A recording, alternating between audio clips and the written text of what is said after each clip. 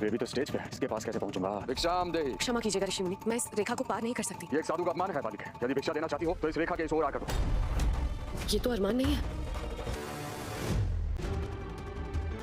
मैं कह रहा था किसी को लग सकता है ये। अब मेरे भाई तुम ठीक हो? तुम्हें चोट तो नहीं?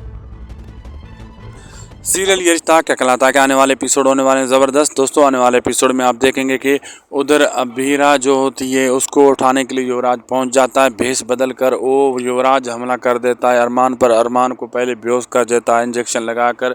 फिर अभीरा की तरफ साधु के भेष में आता है और अभीरा को आता है आगे और अभीरा को हाथ से खींच लेता है। अभीरा कहती ये तो अरमान नहीं है, ये तो उसी के करेक्टर में कोई और बंदा है।